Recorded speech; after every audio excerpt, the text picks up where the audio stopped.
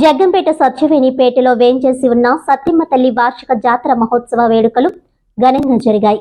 ఈ జాతరలో భాగంగా ఆలయంలో అమ్మవారికి పూజాది కార్యక్రమాలు నిర్వహించి అమ్మవారి ఆలయం నుండి పెద్ద ఎత్తున మహిళలు, యువతులు బోనాలు నెత్తిన ఎత్తుకుని గ్రామంలో నూకాలమ్మ తల్లి ఆలయం వరకు భక్తి శ్రద్ధలతో అమ్మవారి ఊరేగింపు సాగించారు. ఈ కార్యక్రమానికి సరస్వతి పుత్రులు ఒమ్మి రఘురాం ముఖ్య అతిథిగా పాల్గొన్నారు.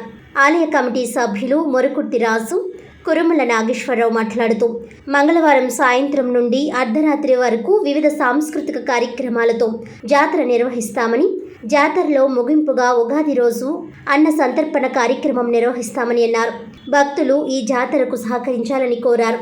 ఈ వేడుకల్లో వైభోగల కొండబాబు, సీరపు పైడిరెడ్డి, వాకా గోవిందరెడ్డి, సీరపు బాలు, కమిటీ సభ్యులు, సత్యవేణిపేట కాలనీ వాసులు తదితరులు పాల్గొన్నారు.